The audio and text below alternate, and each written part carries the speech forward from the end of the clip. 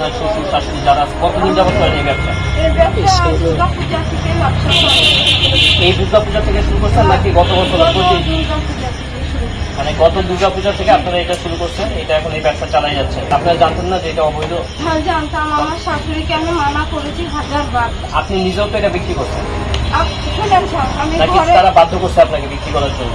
আমি ঘরে থাকি, আমি বলে কি আমি করবো না, আমি দিব না, আমি পারবো না। তারা জোর করে পাঠাইছে আপনাকে। এখন কোথায় আপনার শাশুড়ি? কোথায়? আমার শাশুড়ি রাজশাহীতে আছে। রাজশাহী কোন জায়গায়? বিক্রি করি। আচ্ছা, যেগুলো পাইছেন স্যার এই যেগুলাই আছে। আর আমি তো আসি বললাম না, আমি কাছ থেকে আসি তখন বলেন দাও রেখে দাও রেখে দাও।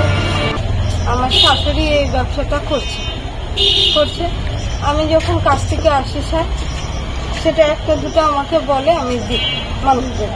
তারা আর সকাল থেকে আমি সারাদিন কাজে 4টা পর্যন্ত আসি, 4টা থেকে আমার বাড়ির ঘর কাম করি। আর কোনো সময় আমার শাশুড়ি সারাদিন বিক্রি করে, আমি বাড়ির ঘরে কাম করি থাকি। কি বিক্রি করেন আপনারা? খালি এইটাই সব, এই জিনিসটাই, আর কোনো কিছু বিক্রি করি না, খালি এটাই বিক্রি করি। কিরকম দিনে বিক্রি হয়? 120 টাকা করে বিক্রি হয়। কতগুলো বোতল বিক্রি হয়? এই 5টা। 5টা। জি। কার কাছে আপনারা বিক্রি করেন? মানুষজন আসে, তাদের কাছে যখন আসি, এই আমাদের পুজো হয়, দুর্গা পূজা, তখন থেকে বিক্রি করে সব। তখন থেকে কন্টিনিউ চলে? জি, দুর্গা পূজা থেকে বিক্রি।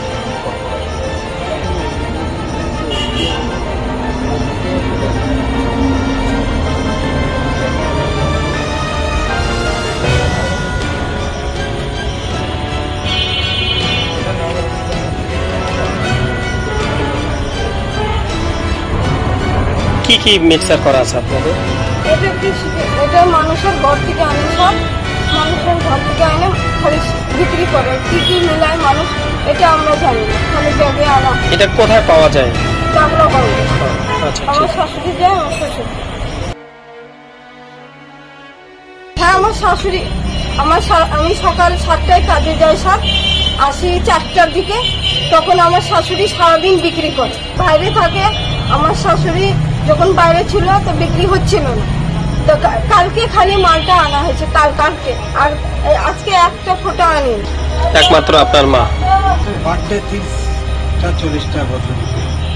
কারা কেনে এরা? এরা সব ব্যবসায়ী করে, ব্যবসায়ী ডিলার। এই ডিলারের কাছে আপনারা বিক্রি করেন? ও আচ্ছা, এই ডিলাররা কোথাকার? সব শহীদপুরের। এগুলো আবার খুচরা ইয়াতে বিক্রি হয়, তাই তো? ও আচ্ছা, ঠিক আছে।